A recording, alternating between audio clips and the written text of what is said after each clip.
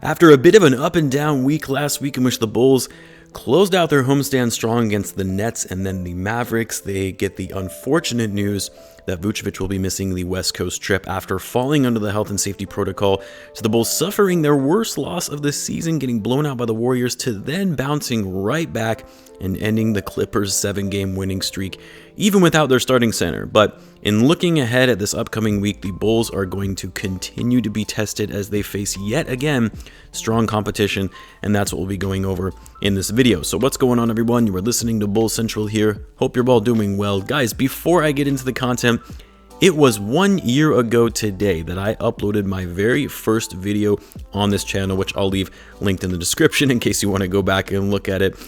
Thinking, no one is ever going to care to tune into what I have to say as just some random guy on YouTube. But because we were all locked down in our homes from the pandemic, and my wife encouraging me to start a channel or a podcast of some kind, which I'm sure she's now regretting, by the way, I thought, why not? It's not like there is a ton that we can go out and do right now anyway. I'll give it a shot. And here we are 1 year later, and the overwhelming support on the channel, for which you guys have shown, has been absolutely incredible and humbling. It's why I love this Bulls fan base so much, and the Bulls community at large. It truly is a family. Through the good times and the bad times, we support our team no matter what. So anyway, without blabbering on too much about this, I just really wanted to thank you guys again for the love and support over the past year. It really does mean a lot to me, and if you're new to the channel, consider subscribing, as I do post daily Bulls content. I'll be covering the team all season long, and I'm going to try to set an aggressive goal of hitting 20,000 subscribers by the end of the year. So hitting that subscribe button would mean a lot to me. Also the notification bell so you don't miss a video. But anyway, enough about that. Let's get back into the content. So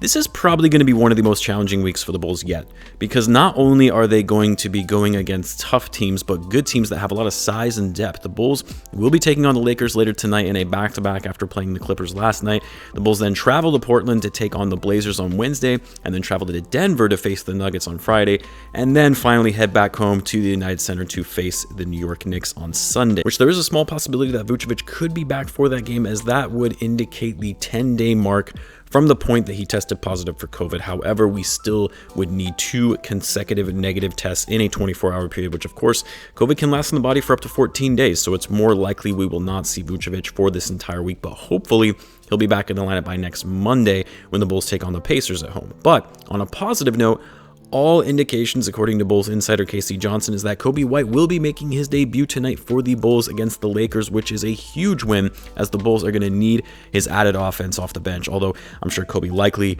is going to be a little rusty to start and will probably be on some sort of minutes restriction.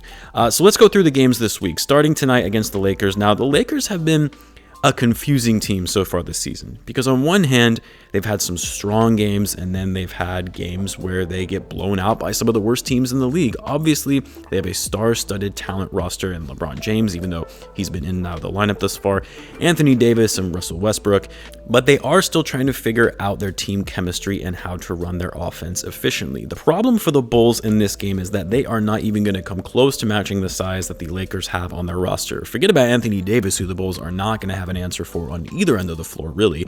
But the Lakers also have bigs in DeAndre Jordan, Dwight Howard, and of course, LeBron and Carmelo Anthony are also bigger than most of the guys on the Bulls that they have on their current roster when you don't have Vucevic and Patrick Williams. Although at the time of this recording anyway, LeBron James is likely out for tonight's matchup, who is still suffering from an ab injury. But in any event, Javonte Green, for an example, I know he plays much bigger than his actual size at 6'4", but come on now. He's not going to be able to guard the likes of Anthony Davis, who's 6'10", with a jump shot and can post up and crash the boards.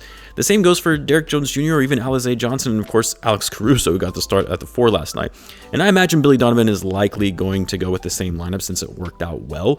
Billy Donovan did mention in his post-game presser that he went with Caruso because he gives the Bulls some more floor spacing in the starting lineup and playmaking, while sliding Green to the bench, given his switching ability and athleticism that he can provide next to Derrick Jones Jr. off the bench.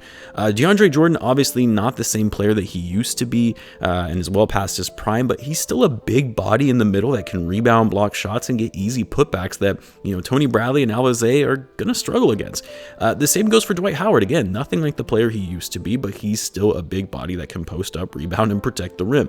So really in this one, the Bulls are going to have to rely on their outside game, which is a struggle when you don't have Vucevic to be a threat that can spread the floor to give Lavine and DeRozan more open looks. And of course, his playmaking in the paint is also certainly needed. A guy like Lonzo is really going to need to step up in this game, because without Vucevic and his offense and playmaking, Lonzo is going to need to provide some level of offense, whether it be through scoring or through running the offense and being the main facilitator. You cannot have Lonzo put up 2 or 3 assists in this game. We need to see him running in transition, pushing the pace, and yes, playing in the half court. Everyone always talks about how Lonzo isn't really known for his playmaking in the half court. Well, the Bulls are going to need him to be this week without Vucevic against some of the best big men in the league. And then, of course, obviously, you're going to need big games from your 2 best players and scorers in Zach Lavine and DeMar DeRozan. Smart basketball from Zach. I talked about it in last night's post-game video. Smart basketball, because there is going to be little room for error against a team like the Lakers. I do think Lonzo on Westbrook is going to be a fun matchup with Westbrook's high-octane offense and Lonzo's lockdown defense. We'll see who gets the better end of the other. Hopefully, Lonzo can shut him down and not allow him to get easy drives to the basket. Then the Bulls will be taking on the Blazers on Wednesday. Now, this is a team that has struggled so far this season. They're 6-8 at the time of this recording. Damian Lillard is actually day-to-day with an injury, but he is expected to be back by Wednesday. If Lillard is out, though, it's basically over for the Blazers, and this should be, in theory, an easy win for the Bulls. However, assuming Lillard does play, I mean, the key to this one is, again, Lonzo's defense and guarding one of the best scorers in the game. Lonzo struggled in guarding Steph Curry. Well, Lillard, obviously a different type of player in the sense that he's more athletic than Curry is and has more inside game, but like Curry, he's just as elite of a scorer, and Lonzo is going to have to do everything in his power to focus on locking down Lillard, really to the point where I'm okay with him sacrificing his offense and conserving his energy on the defensive end. The other challenging matchup in this game is Jusuf Nurkic. I mean, a strong start to his season so far this year, and again, without Vucevic, the Bulls are going to have a hard time guarding a big like Nurkic. Tony Bradley is really going to need to step up in this game and be that big body presence to try and slow down Nurkic. But it's also not even just Nurkic. The Blazers, like the Lakers, have a lot of size with Cody Zeller, Robert Covington, even Larry Nance Jr. And while the Bulls are going to be forced to play small ball, it'll make it more challenging when going against these teams who are bigger and rebound the ball well. We'll really need to see what we saw in last night's game, where it's kind of a rebound by committee scenario where everyone needs to be fighting for the rebound and not expecting others to get it. Then the Bulls will face arguably their toughest matchup of the week against the Denver Nuggets on Friday, and this one is going to be a tall order for the Bulls to win, because really they're not going to have an answer for Jokic without Vucevic in the lineup. I like Tony Bradley, and he's a good hustle player, but he's no match for the reigning MVP and arguably the best center in the league. The guy is just putting up another MVP level season, averaging 25 and near 14 rebounds a game, along with his incredible playmaking at 6.3 assists per game. Not only that, but even without Jamal Murray, the Nuggets still have a phenomenal supporting cast on that roster with guys like Michael Porter Jr., Will Barton, Aaron Gordon, Monte Morris. I mean, this is really a strong team. They've currently won 5 games in a row and dominating the teams they've been going against. The Nuggets won't have the best answer for someone like Lavine, though, so this is a game where Lavine may need to take over and feast on offense, as the Nuggets don't have a strong 2-guard. So Lavine needs to be playing his A game in this one, and that will be key for the Bulls. The Bulls just need to be doing whatever they can to keep Jokic at bay, if at all possible. And then finally, the Bulls will close out their week against the New York Knicks back at the United Center in a rematch of the first game, in which the Bulls narrowly came back and won the game after being down 13 with 2 minutes left, and had a chance to win it at the buzzer, all but to fall short with an air ball from DeMar DeRozan. At that time, the Bulls, that was really their first test and their first loss of the season. And now that they have gone against much stiffer competition, hopefully they'll be prepared and ready to go against Tom Thibodeau's hustling Knicks team, led by Julius Randle.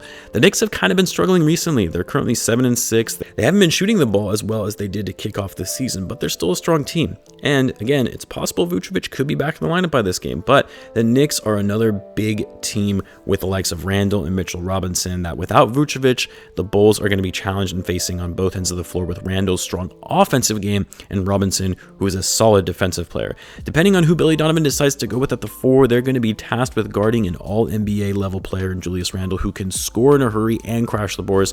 You'd have to think that someone like Alize Johnson or Derek Jones Jr. with their size and wingspan would be tasked in guarding Randle in this game. I could also see Caruso getting run at the 4 just to pester Randle on defense and make him earn his way to the basket, even though Caruso doesn't come close to the size of Julius Randle. And of course, unlike the last time the Bulls faced the Knicks, the Bulls have to do a better job at guarding Kemba Walker on the perimeter. Like, Kemba isn't the star player he used to be. There's no reason he should be torching the Bulls from 3 like he did in the last game. Lonzo Ball needs to be all over Kemba and guarding the perimeter, fighting through and reading screens, not falling for pump fakes, and staying with him on drives to the basket. Again, would be huge for the Bulls in this one to have Vucevic back, but we'll have to keep a close eye on Vucevic's status and when he'll actually be able to return. As for my always wrong predictions, although last week I will say, guys, I said the Bulls would be 3-1, and they did in fact go 3-1, but I also said the Warriors would be an easy matchup, and we all know what happened there.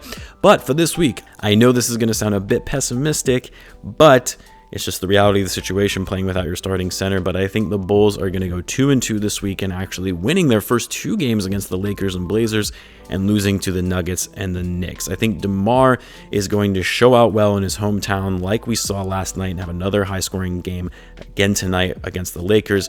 Again, Lakers, yes, a good team, but they have been very inconsistent, and with LeBron James likely out, the Bulls can go and should be able to eke out a win as long as they at least somewhat keep Anthony Davis locked down. The Blazers, they've been struggling, and especially if Lillard is out, the Bulls have to take advantage and win that game, but I really just can't see the Bulls beating the Nuggets with Jokic without Vucevic. And as much as I would love to see the Bulls beat the Knicks, I don't think Vuce is going to be back by Sunday, and it'll be another hard matchup for the Bulls again without Vucevic. So there you have it. I want to know what your guys' predictions are for this week. Let me know in the comments. And guys, again, thanks so much for the support over the past year. Huge shout out to my OG subscribers. Thanks again for tuning in, guys, and I will catch you in the next one.